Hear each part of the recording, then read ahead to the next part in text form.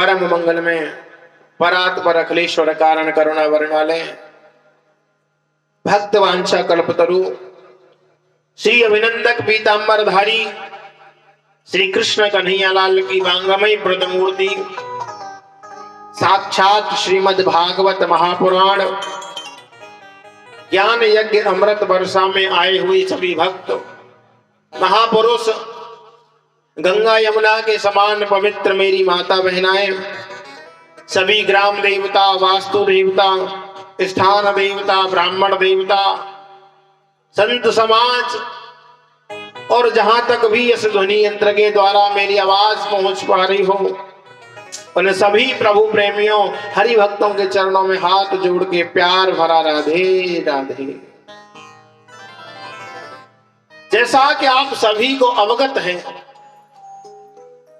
आपके ग्राम सरदारगढ़ में आज इस ज्ञानमयी गंगा का चतुर्थ दिवस आरंभ होने के लिए जा रहा है।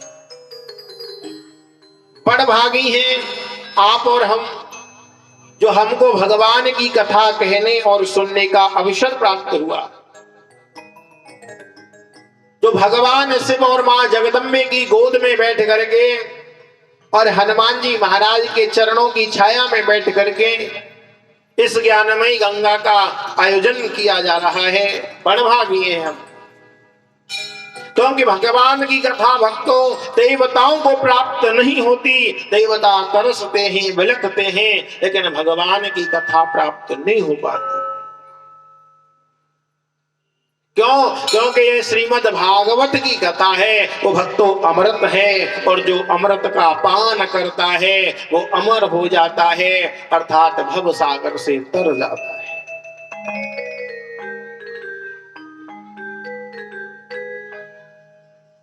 आइए श्रीमद् भागवत की अमर कथा में चतुर्थ दिवस की ज्ञानमयी गंगा में हम और आप सभी प्रवेश करने से पहले आज अपने अपने गुरु भगवान का ध्यान रखते हुए और गुरु वंदना के द्वारा अपनी मन और वाणी दोनों को पवित्र करेंगे कि द्वारे द्वारे करी दंडवत, द्वारे द्वारे करी दंडवत, सबने नाच नचाया हूँ। अब तो गुरुवर शरण में ले लो, शरण तुम्हारी आया हूँ। अब तो गुरुवर शरण में ले लो, शरण तुम्हारी आया हूँ। अब तो गुरुवर शरण में ले लो।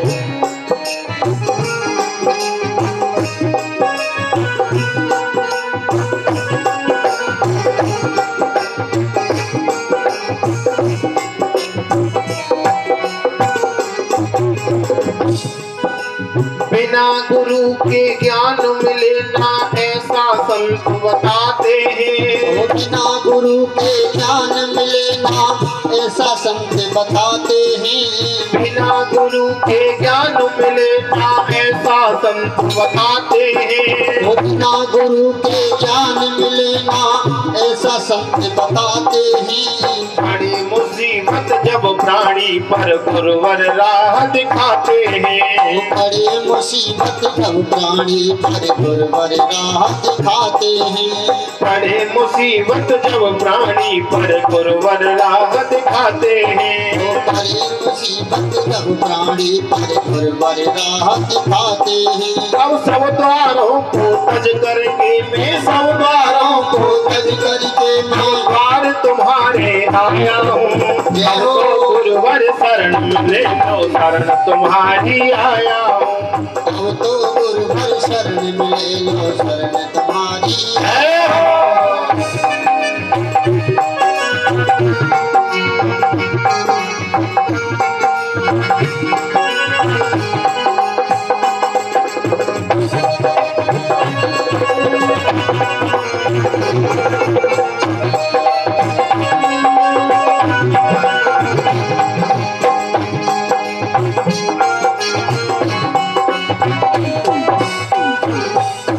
करुणानिधि है नाम तुम्हारा, सब पर करुणा बरसाओ। वो करुणानिधि है नाम तुम्हारा, सब पर करुणा बरसाओ। करुणानिधि है नाम तुम्हारा, सब पर करुणा बरसाओ। करुणानिधि है नाम तुम्हारा, सब पर करुणा बरसाओ। पापी भी हो कपटी भी हूँ, पुरवर मुझको अपनाओ। अरे पापी भी हूँ कपटी भी हूँ, पुरवर मुझको अपनाओ। पापी भी हूँ कपटी भी हूँ, मुझको गुरुवर अपनाओ। अरे पापी भी हूँ कपटी भी हूँ, पुरवर मुझको अपनाओ। द्वारों को तज करके मैं सब द्वारों को तज करके मैं द्वार तुम्हारे आया हूँ। अब तो गुरुवर शरण मिले लो, शरण तुम्हारी आया हूँ। अरे अब तो गुरुवर शरण मिले लो, शरण तुम्हारी आया हूँ।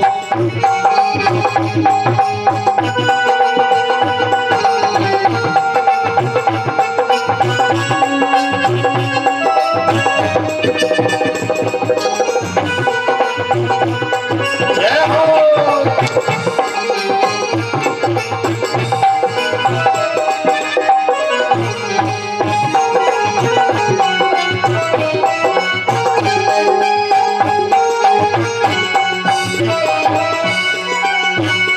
देख लिया आकाश जगत को झूठी इसकी माया है। देख लिया आकाश जगत को झूठी इसकी माया है। देख लिया आकाश जगत को झूठी इसकी माया है। वो देख लिया आकाश जगत को झूठी इसकी माया है। रो रो कर मैं हार चुका था, सबने मुझे लौटाया है। रो रो कर मैं हार चुका था, सबने मुझे लौटाया है। अरे रो रो कर मैं हार चुका था, सबने मुझे लौटाया है। अरे रो रो कर मैं हार चुका था, सबने मुझे लौटाया है। अब भक्ति भाव के पुष्प सजा कर, भक्ति भाव के पुष्प सजा कर पूजा करने आया हूँ। अब तो गुरुवर शरण मिले लो, शरण तुम्हारी आया हूँ। अब तो गुरुवर शरण मिले लो, शरण तुम्हारी आया हूँ। द्वारे द्वारे करी दंडवत, द्वारे द्वारे करी दंडवत अपने नाच नचाया हूँ। अब तो गुरुवर शरण मिले लो, शरण तुम्हारी आया हूँ। अब तो गुरुवर शरण मिले लो, शरण तुम्हारी आया हूँ। अब तो गुरुवर शरण मिले लो, शरण तुम्हारी आया हूँ। अब तो गुरुवर मिले लो, शरण तुम्हारी आया हूँ। सारे तीर्थ धाम आपके चरणों में, चरणों में हे गुरुदेव प्रणाम आपके चरणों में। हरे तीर्थ धाम आपके चरणों में, चरणों में हे गुरुदेव प्रणाम आपके चरणों में। बोली सदगुरुदेव भगवान की जय। श्रीमद् भागवत महापुराण की जय। कृष्ण कन्हैया लाल की की जय। श्री शंकर भगवान की जय। जगदम्बे महारानी की जय हो। श्री हनुमान जी महाराज की जय हो। सिया रामचंद्र भगवान की जय हो। श्रीमद् भागवत महापुराण की जय हो। वृंदावन बिहारी लाल की जय हो। श्री राधा रानी सरकार की जय हो। जय जय श्री श्री राधे। जय जय श्री श्री राधे। जय जय श्री श्री राधे श्याम। तो हमारे परीक्षित जी महाराज उन्हें रोजाना की तरह बताएंगे कल कथा में किस जगह पर विराम हुआ था।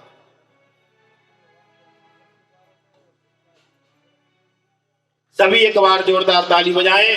आप ऐसे ही भाव से कथा श्रवण करें, क्योंकि श्रीमद् की भागवत अमर कथा आपके कमल रूपी कानों के द्वारा आपके हृदय में प्रवेश कर जाएगी। तो आपके हृदय में जो पाप बैठा हुआ है तो ये अग्नि का कार्य करेगी। जो श्रीमद् भागवत की कथा है, यदि आपके कमल रूपी कानों के द्वारा आपके हृदय में प्रवेश कर गई तो क्या कार्य करेगी? अग्नि का। जैसे अग्नि जला करके भस्म कर देती है, ऐसे ही भक्तों ये भगवान की कृष्ण जो कथा है हमारे पापों को जला करके भस्म कर देती है। भगवत प्रेमियों, जो भगवान की कथा को अपने हृदय में धारण कर लेता है तो वो भगवान के समान ही हो जाता है। ध्यान रखना, लेकिन भगवान की कृपा के बिना भगवान की कथा को नहीं सुन सकता। जब तक भगवान की कृपा नहीं होगी, जब तक आप कथा श्रवण नहीं कर सकते। क्यों? क्योंकि बाबा गोस्वामी कहते हैं कि जान ही चाहे तुम देहो जनाई, जानत तुम ही हो जाई। बाबा गोस्वामी कहते हैं कि हे प्रभु, आपको कौन जान सकता है? बोले जान ही जाए तुम देहो जनाई। हे राम, हे कृष्ण, आपको वही जान सकता है जिसे तुम चाहो कि मुझे जाने। जान ही जाए तुम देहो जनाई। यदि तुम चाहते हो कि ये मुझे जाने तो जानेगा, और जब तुम्हें जान जाएगा प्रभु, तब वो तो आपके ही समान हो जाएगा। जाना तो तुम ही हो जाए। जो भगवान को जान जाता है भक्तों, भगवान को अपने अंदर प्रवेश कर जाता है, अपने स्वरूप का दर्शन हो जाता है, तो भगवान के ही समान हो जाता है। कल तक आप लोगों ने कथा श्रवण की। अदिति और कश्यप जी महाराज को निमित्त बना करके वामन भगवान प्रकट हुए।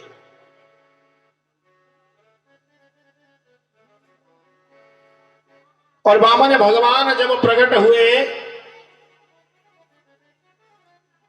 उनका यज्ञोपवीत संस्कार हुआ, जो अपने कार्य होते हैं वो सब हुए। उसके बाद में भगवान वामन के हाथ में एक कमंडल लिया, एक हाथ में आसन लिया, माला ली और एक छाता लेकर के जल दिए। कल आप सभी ने भगवान की झांकी का दर्शन किया। लेकिन भक्तों, हम दर्शन करते हैं, दर्शन का महत्व क्या है हम जानते हैं कि आखिर दर्शन का महत्व क्या है। हम वृंदावन जाएं, काशी जाएं, मथुरा जाएं, हरिद्वार जाएं, दर्शन करें। दर्शन करना माना नहीं, लेकिन दर्शन का मतलब क्या है? दर्शन का मतलब है कि जिसकी छवि को एक बार देख लिया तो उसको अपने हृदय में धारण कर लिया। एक बार यदि भगवान की छवि को हमने देख लिया और यदि हमने हृदय में धारण कर लिया तो बार बार दर्शन की जरूरत नहीं पड़ेगी। एक बार का दर्शन यदि प्रभु का हमारे हृदय में धारण हो जाएगा तो साक्षात भगवान ही हमारे अंदर बैठ जाए। आज मेरे भगवत प्रेमियों, वामन भगवान केवल वामन अंगुल के हैं। वामन अंगुल के रूप में आज राजा बलि के पास में जैसे ही वामन भगवान गए, यज्ञ पर यज्ञ कर रहा है, सभी संपूर्ण देवताओं को परास्त कर दिया, पर तीनों लोगों का राजा बनकर के बैठ गया बलि। आज मेरे भगवत प्रेमियों, जैसे ही शुक्राचार्य जी बलि के गुरु हैं, वहां बैठे हुए हैं, और जैसे ही वामन भगवान पहुंचे तो आज लगा बलि को कि साक्षात सूर्य मेरे यज्ञ मंडप में पधारे। अरे इतना तेज, इतना तपस्वी मैंने आज तक कोई नहीं देखा। भगवत प्रेमियों, आज जैसे ही यज्ञ को छोड़ करके आया, आज वामन भगवान के चरणों में प्रणाम किया।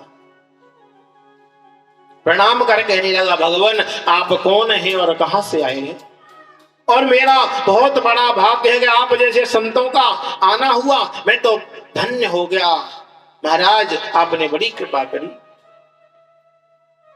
भगवत प्रेमियों,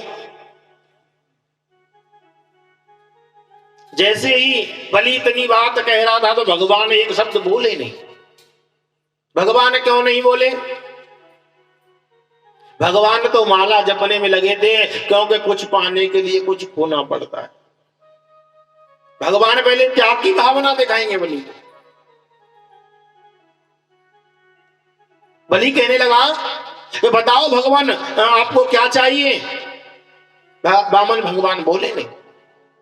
शुक्राचार्य जी ने इशारा कर दिया कि अभी ये भजन चल रहा है, माला जप रहे हैं, और माला जपते हुए बोलते नहीं है, इसीलिए बलि की श्रद्धा और बढ़ गई। अरे ऐसा तेजस्वी तपस्वी ब्राह्मण प्रातः काल मेरे दरवाजे पर आया और मेरा मन कहता है न जाने इनको मैं क्या क्या दे दूं। मेरे प्रभु प्रेमियों, आज वामन भगवान की माला पूरी हुई। कहने लगे अच्छा तो आप ही हो राजा बलि, तीनों लोगों के राजा? बोले हाँ जी महाराज, मैं ही बलि हूं। बताओ आपको क्या चाहिए? वामन भगवान कहने लगे नहीं मुझे कुछ नहीं चाहिए, नहीं आपको कुछ तो लेना पड़ेगा। कोई बात नहीं बलि, यदि आप दान की बात कहते हो तो कोई असर की बात नहीं। क्यों? क्योंकि आपके बाबा, आपके पिता तो बहुत दानी थे, और आप भी दान की बात करते हो तो कोई बात नहीं। लेकिन हे बलि, मैं तुम्हारी इस इच्छा को पूर्ण नहीं कर सकता। क्यों? क्योंकि मैं तो महान त्यागी हूं और मैं कभी किसी से कुछ लेता नहीं। नहीं महाराज, आज तो आपको लेना ही पड़ेगा। भगवान बोले नहीं, मैं त्यागी हूं, बैरागी हूं, मुझे कुछ नहीं चाहिए। बलि कहने लगा महाराज कुछ तो आपको लेना पड़ेगा। बोले मुझे चाहिए क्या? क्यों? क्योंकि यदि मैं जल मुझे चाहिए तो मेरे पास कमंडल पात्र है, और जहां मुझे बैठना होता है तो मेरे पास आसन है, और जब बारिश आती है तो मैं छाता तान लेता हूं। अब मुझे जरूरत क्या है? भगवत प्रेमियों, आज तो बलि की श्रद्धा इतनी बढ़ गई, कहने लगा ऐसा महान त्यागी संत मेरे दरवाजे पर प्रातः काल आया और बिना कुछ लिए चला जाए तो बहुत बड़ा अनर्थ हो जाएगा। तो आज बलि ने बार बार वामन भगवान से आग्रह किया और कहने लगे भगवान कुछ तो आपको लेना ही पड़ेगा। भगवान बोले किसके लिए लूं? अरे मेरा कोई नहीं है, मैं महान त्यागी हूं। कहने लगे कि हे ब्राह्मण देवता, मैं आपका विवाह करवा दूं। वामन भगवान कहने लगे कि चलो हमारा विवाह करवा दो, फिर तो आप दान ले लेंगे। किसी सुंदर ब्राह्मण कन्या को, ब्राह्मणी को देख करके आपकी शादी करा दूं। वामन भगवान कहने लगे पहले शादी करा दो, दान तो बाद में दे दे। तो महाराज ठीक है, मैं शादी की व्यवस्था करता हूं, लेकिन एक बात बताओ वो ब्राह्मणी रहेगी कहां? बोले एक छाता में दो लोग तो नहीं रह सकते। बोला आपके लिए एक सोने का बना हुआ महल दे दूंगा। महाराज फिर वो खाएगी क्या? खाने पीने की व्यवस्था क्या होगी? बोले आपके लिए एक स्पेशल भंडारा खुलवा देंगे। और महाराज जब विवाह हो जाएगा तो 2-4 बच्चे भी हो जाएंगे, बाल गोपाल होंगे। जब 2-4 बाल गोपाल हो गए और उनमें से बलि यदि पढ़ने की व्यवस्था होगी तो क्या होगा? बोले अपना विद्यालय है ना, हिरण्याकश्यप विश्वविद्यालय। अच्छा एक बात बताओ, यदि 2-4-5 बच्चे हुए और उनमें से एक आध मर गया तो फिर रोने के लिए कौन आए? बलि कहने लगा महाराज बच्चे आपके होंगे, जब आपका बच्चा मरेगा तो मर भी सकता है, और जब मर गया तो रोना तो आपको ही पड़ेगा। वामन भगवान बोले नहीं नहीं, इस रोने के चक्कर में ही तो नहीं पड़ना, इसीलिए तो शादी नहीं। अरे रोना ही तो नहीं हमें, नहीं ऐसा हम नहीं करेंगे। राजा बलि कहने लगा 1 घंटे से आपको विवाह के लिए राजी किया, लेकिन आप क्या मेरी बात मानने वाले नहीं हो। अच्छा एक काम करें राजन। बोले क्या? आपकी श्रद्धा को भी ठेस न लगे और मेरा भी नियम न बिगड़े तो ऐसा कोई कार्य कर ले। ऐसा क्या कार्य है? बोले एक काम करो, देखो तुम्हारी तो बहुत श्रद्धा है दान देने की, और मैं लेता नहीं हूं, तो थोड़ा थोड़ा सा कर लो, जिससे आपके मन की श्रद्धा भी रह जाए और मेरा भी नियम न बिगड़े। अच्छा देना चाहते हो तो एक काम करो तुम। बोले क्या? कि आप मुझे 3 पग भूमि दान में दे दो, और वो भी अपने पैरों के द्वारा नापूंगा। बलि कहने लगा एक बात कहूं महाराज, बोलो न मानो तो। बोले क्या? कि आप रहे बामन के बामन ही। अरे आपने मांगा तो आप पर मांगना भी नहीं आया। 3 पग भूमि वो भी आपके पैरों से, अरे बौने बन करके तुम आए, और वो आपके 3 पग भूमि में तो आपका एक ठीक तरह से 2 फुट का आसन भी नहीं बिछेगा महाराज। अब क्या मांग रहे हो? अगर देना है तो बलि दो, नहीं तो हम जाते हैं। भगवत प्रेमियों, आज बलि कहने लगा ठीक है, आपकी इच्छा हो जहां से नाप लो। भगवान कहने लगे तुझ पे तो दान देना भी नहीं आता। अरे जब ब्राह्मण को दान दिया जाता है तो संकल्प होता है। सबसे पहले हाथ में जल लो और संकल्प बोलो। संकल्प बोल करके जब आप दान में दो। बलि कहने लगा महाराज, मुझ जैसे त्रिलोकी नाथ से आपने एक तो 3 पग भूमि मांगी, उसके बाद भी उसका संकल्प, अरे आपकी इच्छा हो जहां से नाप लो, नहीं ऐसे नहीं ले सकता। और संकल्प को लेकर दोनों में थोड़ा सा विवाद हो रहा है।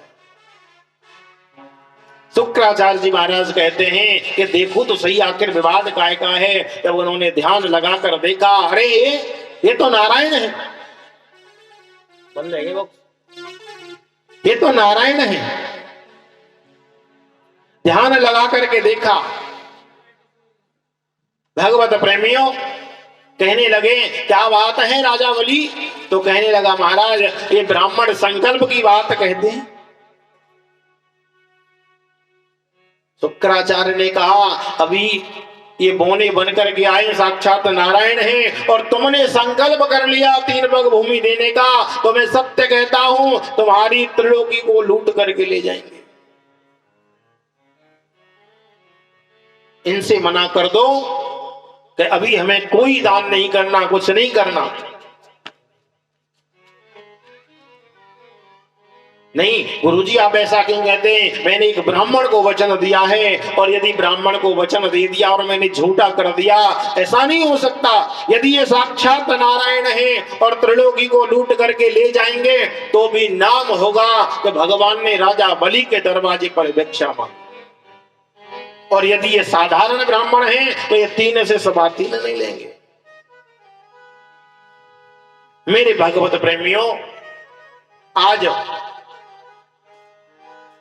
जैसे ही कमंडल को लेकर के राजा बलि आता है, शुक्राचार्य जी कहने लगे कि हे बलि, तेरे विनाश का समय आ गया है, तू धन से हीन हो जाएगा, राज्य से हीन हो जाएगा। बलि कहता है भगवान मेरे तो दोनों हाथों में लड्डू हैं, यदि ये भगवान हैं तो भी ये शास्त्रों में लिख जाएगा कि भगवान ने भिक्षा मांगी, और यदि साधारण है तो कुछ बिगड़ने वाला नहीं।